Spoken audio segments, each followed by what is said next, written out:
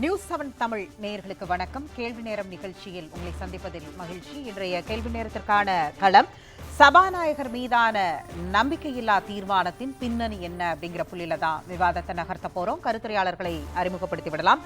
திமுகவில் இருந்து ஈரோடு சட்டமன்ற உறுப்பினர் வி சி சந்திரகுமார், அதிமுக முன்னாள் சட்டமன்ற உறுப்பினர் டாக்டர் ஸ்ரீதர் இணைய இருக்கிறார். மார்க்சிஸ்ட் கம்யூனிஸ்ட் கட்சியிலிருந்து பேராசிரியர் அருணன், மூத்த பத்திரிகையாளர் திரு ஜென்ராம், அரசியல் விமர்சகர் திரு பொங்கலூர் மணிகண்டன். அனைவருக்கும் வணக்கம்.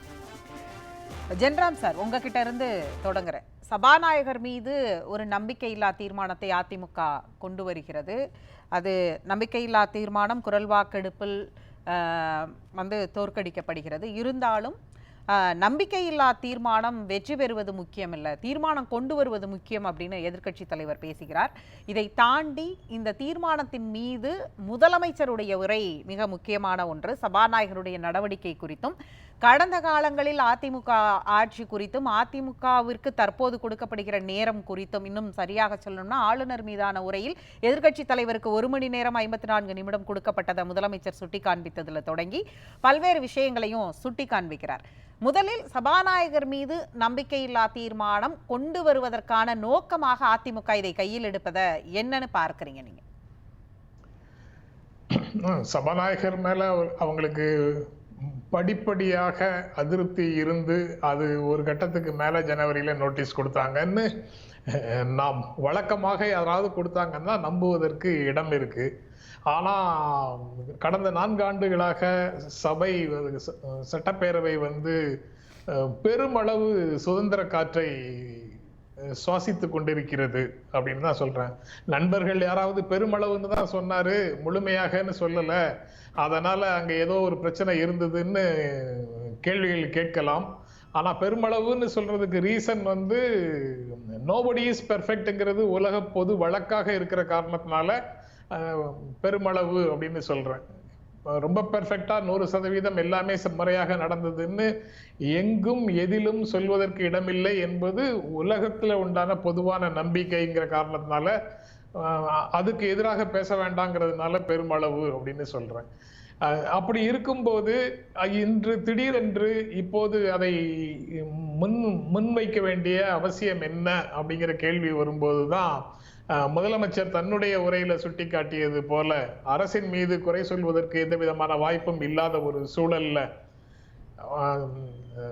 பேரவைத் தலைவர் மேல ஒரு நம்பிக்கையில்லா தீர்மானம் கொண்டு வருவது, அதன் மூலமாக தங்களுடைய கட்சியில் இருக்கக்கூடிய உட்கட்சி பிரச்சனைகளில் இருந்து பொதுவான கவனத்தை திருப்புவது அப்படிங்கிற முயற்சியாக அது இருக்கலாம் அப்படிங்கிற எண்ணம் வலுப்படுகிறது.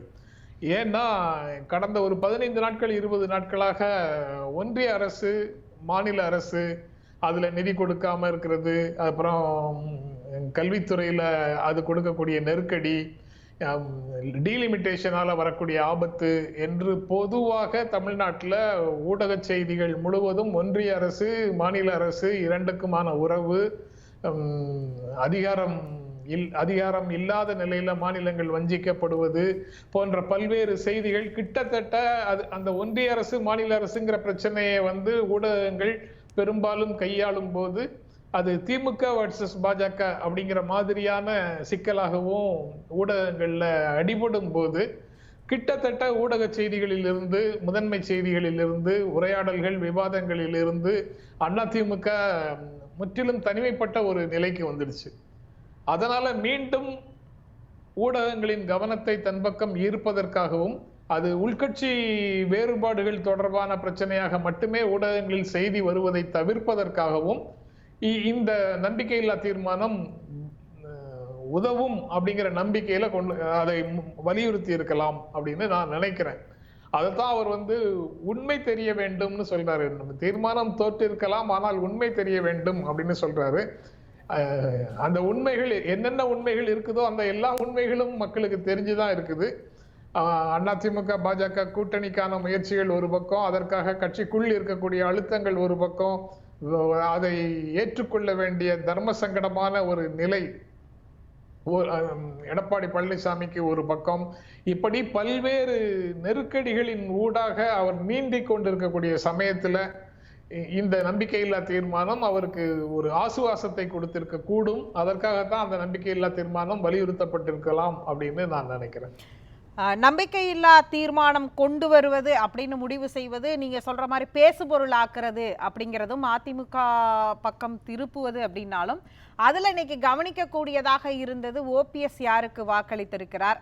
செங்கோட்டையன் சமீபத்துல அதிமுக எம்எல்ஏக்கள் கூட்டத்துக்கு கூட போகாத செங்கோட்டையன் எப்படி வாக்களித்தார் அப்படிங்கிறது இரண்டும் உடனடியாக கவனத்தில் கொள்ளப்பட்டது. அவர்கள் இருவரும் ஆதரவா வாக்களித்ததா இருக்கட்டும், அல்லது எதிர்க்கட்சி தலைவர் எடப்பாடி பழனிசாமியுடைய ஒரு கேள்விக்கு அதாவது நிதியமைச்சரை நோக்கி எழுப்பிய ஒரு கேள்விக்கு துணை கேள்வியாக ஓபிஎஸும் ஒரு கேள்வியை அதில் முன்வைத்தது அப்படிங்கிற இந்த விஷயமும் ஒரு பேசுபொருளானது.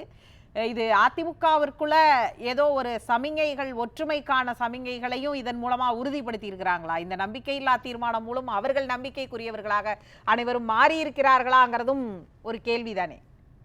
இல்ல, அதிமுகவுக்குள்ள ஒற்றுமைக்கான சமிக்ஞை அப்படின்னு நான் அதை நினைக்கல.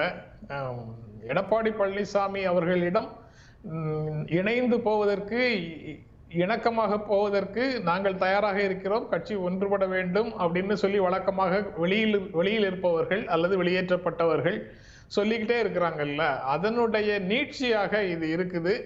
இப்போதும் அவர் முகம் கொடுத்து பேசவில்லை என்பதை காட்சிகளாக மக்கள் முன்னால கொண்டு போய் நிறுத்தி அதிமுக ஆதரவு சக்திகளிடம், அதிமுக தொண்டர்களிடம், அதிமுக நிர்வாகிகளிடம் எடப்பாடி பழனிசாமியை தனிமைப்படுத்துவதற்கான ஒரு உத்தியாக ஓ பன்னீர்செல்வம் அவர்கள் இந்த விஷயத்தை கையாண்டார் அப்படின்ற மாதிரி தான் நான் நினைக்கிறேன்.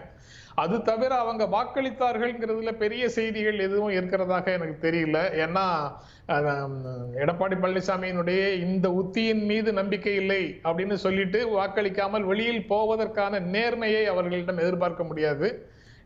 அவரே சொல்லியது போல கொறடா உத்தரவுக்கு கட்டுப்பட்டு அதிமுக உறுப்பினராகவே இன்னும் சட்டப்பேரவையில் அவர் கருதப்படுகிறார் என்பதால அந்த கொறடா உத்தரவுக்கு கட்டுப்பட்டு வாக்களித்தோம் அப்படின்னு அவர் சொல்வதைத்தான் ஏற்றுக்கொள்ள வேண்டியதாக இருக்கிறது. அப்படி அவர் சொல்ற காரணம் இந்த நம்பிக்கையில்லா தீர்மானத்தை நாங்கள் ஏற்கவில்லை அப்படின்னு சொல்வதாகவும் பொருளாகுது.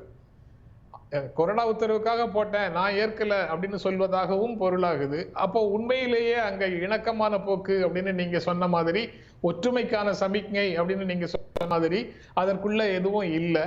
2 நாட்களாக சட்டமன்ற அதிமுக அலுவலகத்துக்கு போகாம, எம்எல்ஏக்களுக்கான அறைக்குள்ள போகாம நேரடியாக சபாநாயகர் அறைக்கு போயிட்டு அங்க அவரோடு பேசிட்டு கே.ஏ. செங்கோட்டையனும் வெளியில வந்ததை சேர்த்து பார்க்கும்போது அவர்கள் தங்கள் சபாநாயகர் மீது தங்களுக்கு இருக்கக்கூடிய நம்பிக்கையை இவர்கள் வேறு விதமாக அல்லது நேரடியாக தெரிவித்துக் கொண்டுதான் இருக்கிறார்கள். உண்மையில் இந்த நம்பிக்கையில்லா தீர்மானத்துக்கு மாறான செயல்களை வெளியில் செய்துவிட்டு உள்ளே ஆதரவாக, தீர்மானத்துக்கு ஆதரவாக வாக்களித்திருக்கிறார்கள். இது உண்மையில் அதிமுக கட்சிக்குள்ள வெளிப்படக்கூடிய ஒற்றுமை அப்படின்னு கருத முடியாது அப்படின்னு நான் நினைக்கிறேன். சபாநாயகரே எல்லாவற்றிற்கும் பதில் சொல்கிறார். எதிர்க்கட்சி தலைவர் வைத்த முக்கியமான குற்றச்சாட்டில் அது ஒன்று. துறை சார்ந்த அமைச்சர்கள்ட்ட கேள்வி கேட்டால் அவர் பதில் சொல்கிறார் அப்படின்னு ஒரு விமர்சனத்தை வைக்கிறார் இல்லையா? அந்த விமர்சனத்தை நீங்க எப்படி பார்க்குறீங்க? சபாநாயகர் அதற்கு பதில் சொன்னார், என் துறை சார்ந்தும் என் தொகுதி சார்ந்த கேள்வியை எழுப்பும் போது அது நான் சொல்லக்கூடிய ஒன்றா இருக்குன்னு சொன்னார். ஆனால் இதை கடந்த கூட்டத்தொடர்களையும் இதே போன்ற ஒரு விமர்சனம் அவர் மீது வைக்கப்பட்டது. இன்றைக்கு அதை எப்படி பார்க்கப்பட்டது? இல்ல, எல்லா நேரங்களிலும் அந்த மாதிரி இருக்கிறது இல்ல. அவர் சொல்ற மாதிரி எக்ஸப்ஷனல் சூழல்ல, விதிவிலக்கான சூழல்கள்ல அவர் தொகுதியை பற்றி அல்லது அவர் தொகுதிக்கு அவருக்கு தெரிந்த சில செய்திகள் சார்ந்த விஷயங்களை அல்லது ஏற்கனவே அவையில் பேசி மீண்டும் எழுப்பக்கூடிய செய்திகளை அப்படின்னு ஏதேனும் ஒரு அக்கேஷன்ல அவர் சொல்லியிருக்கலாம். ஆனால் திரு அப்பாவு சட்டப்பேரவை தலைவராக பொறுப்பேற்றதற்கு பிறகு இந்த 2021 இருந்து பேரவையில எதிர்க்கட்சிகளுக்கு சாதகமான ஒரு சூழல் தான் இருப்பதாக நான் நினைக்கிறேன். அங்க போகின்ற சில தெரிந்த ஊடகங்கள்ல நான் பணியாற்றும் போது அறிமுகமான தெரிந்த சில சட்டமன்ற உறுப்பினர்களும் அங்க இருக்கிறாங்க. அவங்க சொல்லும் போதும் அதை சொல்றாங்க. அவர் திமுக நபர்களுக்கு கொடுக்கக்கூடிய, திமுக உறுப்பினர்களுக்கு கொடுக்கக்கூடிய நேரத்தை விட எதிர்கட்சிகளுக்கு கொடுக்கக்கூடிய வாய்ப்புகள் அதிகம் என்றுதான் சொல்றாங்க. ஏற்கனவே சொல்லியிருந்தாங்க. இன்றைக்கு முதலமைச்சர் அவருடைய உரையில அதை ரொம்ப தெளிவாக குறிப்பிட்டிருக்கிறாரு. அது தவிரவும் வாக்கெடுப்புக்கெல்லாம் பிறகு அவையில் தன்னுடைய கடமையை தொடங்கிய போது பேரவை தலைவரும் அதே விஷயத்தை திரும்ப சொல்லியிருக்கிறாரு. திமுகவுக்கு 6 மணி நேரம் 33 நிமிடங்கள் தான் திமுகவுக்காக மொத்தமாக கொடுத்தேன். எதிர்கட்சிகளுக்கு மொத்தமாக கொடுத்தது 12 மணி நேரம் 26 நிமிடம் கொடுத்தேன் இந்த ஆளுநர் உரைக்கு பதில் சொல்லும் விவாதத்துல. ஆக எல்லா வகைகளிலும் நான் எதிர்கட்சிகளுக்கு அதிக நேரம் கொடுத்திருக்கிறேன் அப்படின்னு சொல்றாரு. முதலமைச்சர் பேசும்போது இன்னொரு விஷயத்தையும் குறிப்பிட்டார், அதுவும் முக்கியமானதுதான் நினைக்கிறேன். கடந்த காலங்கள்ல அமைச்சர்களுடைய குறுக்கீடு, அந்த குறுக்கீடை ஒட்டி வரக்கூடிய வெளியில் போகின்ற அல்லது உள்ளுக்குள்ளேயே கிளை விவாதங்களாக இருக்கின்ற விவாதங்களுக்கான நேரம் எல்லாமே அந்த உறுப்பினருடைய பேசுவதற்கான நேரத்துக்கு உள்ளதான் இருந்தது. ஆனால் இப்போது அப்படி செய்வதில்லை. அமைச்சர் குறுக்கிட்டார் என்றால் அமைச்சர் குறுக்கிட்டதிலிருந்து தொடங்குகின்ற நேரம் எல்லாமே தனியாக போயிட்டு டிஜிட்டலாக டிஸ்பிளே பண்றோம். எதிர்கட்சி உறுப்பினருடைய நேரம் அப்படியே பாஸ் ஆகி நிற்குது. திரும்ப அமைச்சர் குறுக்கீட்டுக்கு பிறகு அவர் பேச தொடங்கும் போதுதான் நேரம் தொடங்குகிறது. இதன் மூலமாக எதிர்கட்சி உறுப்பினர்களுக்கு கிடைக்க வேண்டிய நியாயமான நேரம் எல்லாமே கொடுக்கிறோம் அப்படின்னு முதலமைச்சரும் சொல்றாரு. முதலமைச்சர் அதை தாண்டியும் பேரவைத் தலைவர் குறித்து தனிப்பட்ட முறையில் அவரை எப்படி அவர் அறிந்தார், எப்படி அவருக்கு இந்த பொறுப்பை கொடுக்கலாம் என்று முடிவு செய்தார்னு பாராட்டி நிறைய பேசுறாரு. இவ்வளவு தூரம் எதிர்கட்சிகளுக்கு சாதகமாக செய்யக்கூடிய ஒருவர் மேல நம்பிக்கையில்லா தீர்மானம் வருவது எனக்கு என்ன உணர்வை கொடுக்குதுன்னா, சுகிதா மாதிரி ஏராளமாக நிகழ்ச்சிகளை நடத்தக்கூடிய நெறியாளர்கள் எல்லாரும் எவ்வளவுதான் அவதூறுகளை அனுமதித்தாலும், எவ்வளவுதான் தவறாக பேசுவதை சில உறுப்பினர்களுக்கு சில பேனலிஸ்டுகளுக்கு அனுமதித்தாலும், இறுதியில அவங்களே யாரெல்லாம் அந்த சலுகைகளை அனுபவித்தார்களோ அவர்களே இந்த நெறியாளர்களை பார்த்து குற்றம் சுமத்துவதன் மூலமாக அவர்களை நிலைகுலைய செய்வது போன்ற உத்திகளை எப்படி தொலைக்காட்சி விவாதங்களில் பயன்படுத்துகிறார்களோ அதே போன்றதொரு உத்தியை பேரவைத் தலைவருக்கு எதிராக எதிர்கட்சி பயன்படுத்த முயற்சி செய்திருக்கிறது என்றுதான் நான் பார்க்கிறேன். பேரவை தலைவர் நன்றி குறிப்பிடும் பொழுது எதிர்கட்சி தலைவர்கள் வைத்த விமர்சனங்கள் இருக்குல்ல, அதற்கு கூட்டணி கட்சி தலைவர்கள் பேசியதற்கும் நான் ஒன்றையும் கேட்டுக்கிட்டு இருந்தேன் அப்படிங்கிறதையும் அட்ரஸ் பண்ணி அவங்களுக்கெல்லாம் நன்றி சொன்னார். எதிர்கட்சிகள் இப்படியான ஒன்றை இன்றைக்கு செய்ய வேண்டும் அப்படின்னு ஒரு அஜெண்டா, இதற்கு முன்பு நீங்கள் சொன்னது மாதிரி இது ஏதோ ஒரு பெருசாக பிளான்லாம் பண்ணி செஞ்ச மாதிரி தெரியல அப்படின்ற மாதிரி ஒரு வார்த்தை கூட சொன்னீங்க. இதற்கு என்ன காரணம்? இப்போது வெறும் பேசுபொருளாக்குறது ஊடகங்கள்லனா அவங்களுக்கே தெரியும், எண்ணிக்கை அடிப்படையில் இந்த தீர்மானம் என்ன ஆகும் அப்படிங்கிறது உங்களுக்கு தெரியும். அதை தாண்டி இதில் பேசுபொருளை தாண்டி வேறு என்ன கணக்கு இருக்குது? அரசியல் கணக்கு. அரசியல் கணக்குன்னா இதுல என்னதான் நேரடியாக கூட்டணி தொடர்பான விஷயங்கள் ஒரு மாதிரி ஊடகமாக பேசப்பட்டு வந்தாலும், எதிர்கட்சியாக இங்கு யார் உண்மையிலேயே செயல்படுகிறார் என்பது குறித்த ஒரு போட்டி அதிமுகவுக்கும் பாஜகவுக்கும் இடையில இருந்துகிட்டு தான் இருக்கு.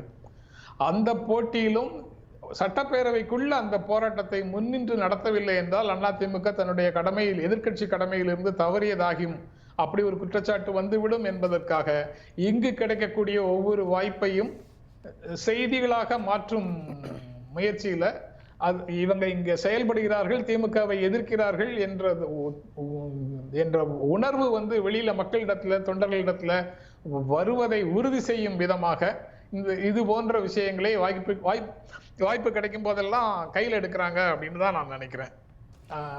அதுதான் பொலிட்டிக்கலான மெசேஜ். அதை தாண்டி அவங்க பொலிட்டிக்கலா சிலரை சைலன்ஸ் பண்றதுக்கு, சிலரை இதுல எக்ஸ்போஸ் பண்றதுக்கு, அதிருப்தியோட வெளியில இருக்கக்கூடியவர்கள், அதிமுக பேனருக்குள்ள இன்னும் தொடர்ந்து இருக்கக்கூடியவர்கள், இது போன்ற நிலை வந்தால் என்னுடைய தலைமையை ஏற்று நான் கொண்டு வரும் தீர்மானத்தை ஆதரிக்க வேண்டிய சூழல்ல தான் இருக்கிறார்கள் என்பதை வெளிப்படுத்துவதற்காகவும் உட்கட்சிக்குள்ள அந்த மாதிரி ஒரு எண்ணமும் இருந்திருக்கலாம், அது தெரியல.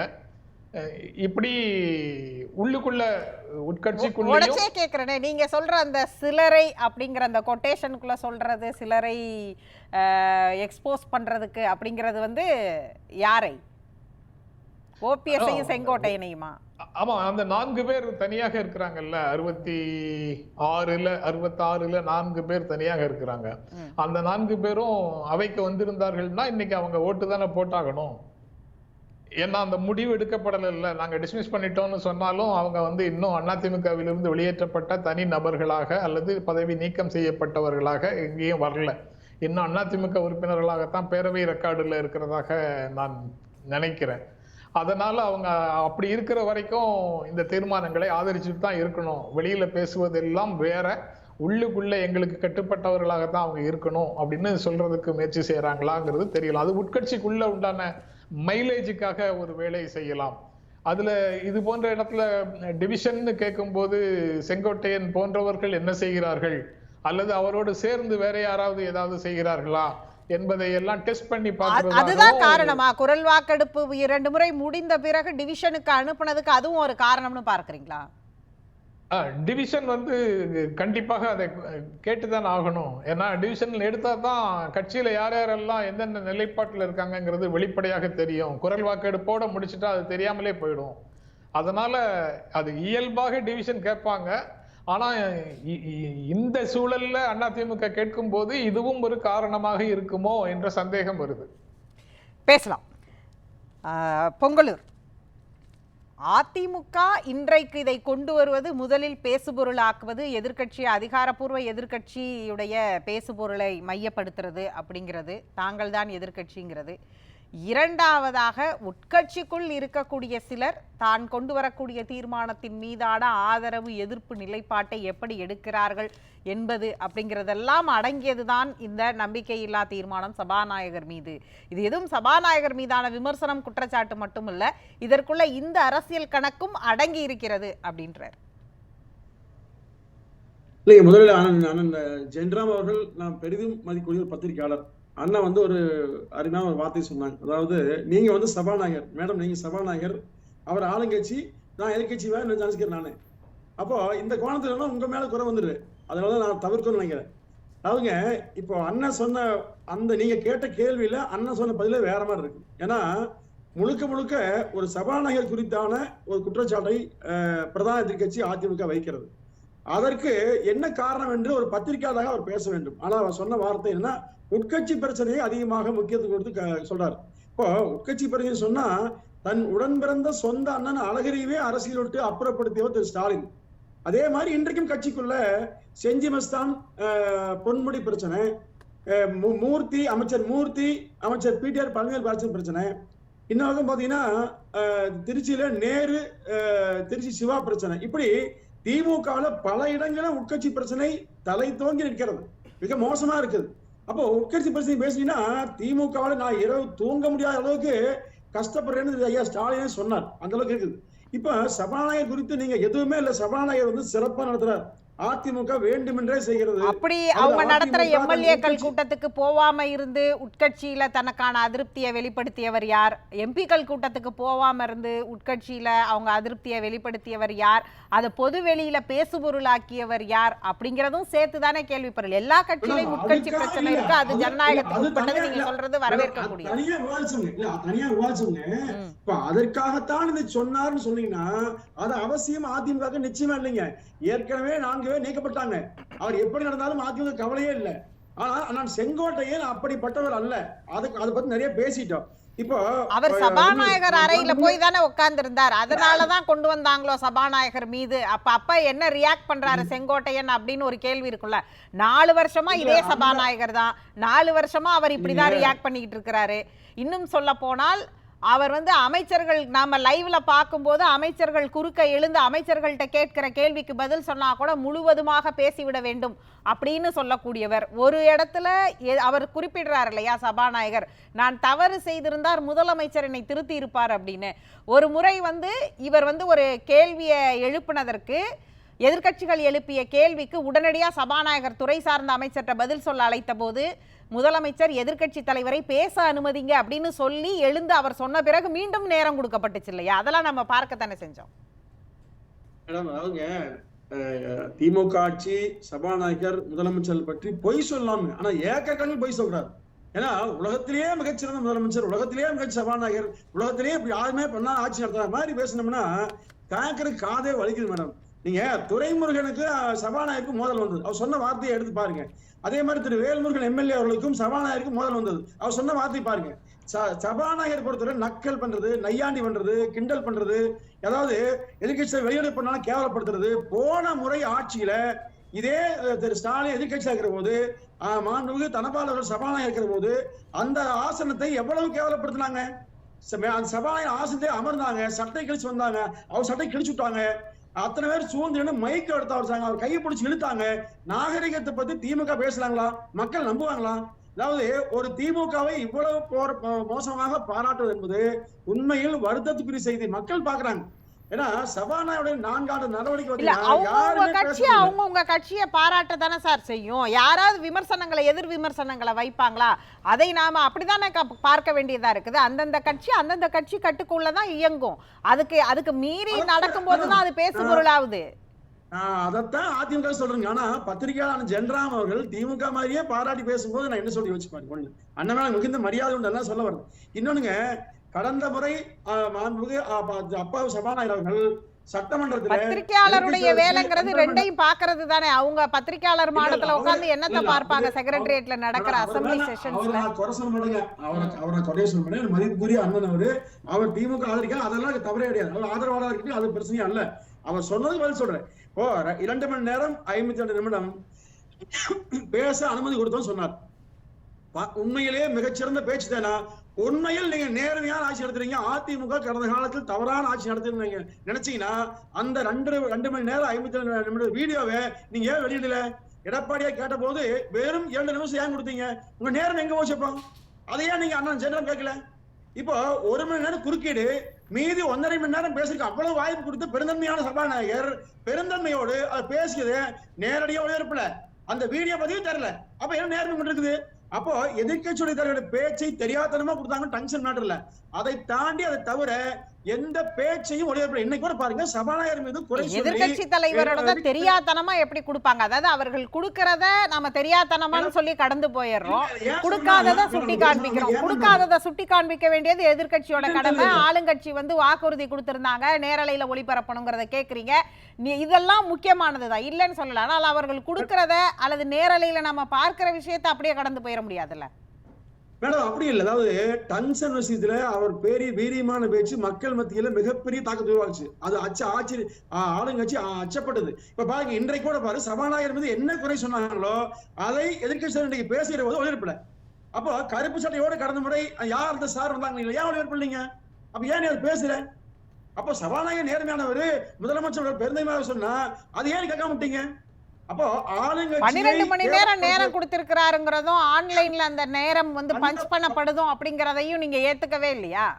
மேம், அந்த 12 மணி நேரத்தை சபாநாயகர் சொல்றாருடைய ஒளிபரப்புனீங்களா? மக்களுக்கு தெரியுமா? ஊடக செய்தியா வந்ததா? இல்லையே. கடைசியா 2.5 மணி நேரம் இல்லையே. அப்படி வந்தது நீங்க சொல்ல எப்படி நம்பிட்டு நானு?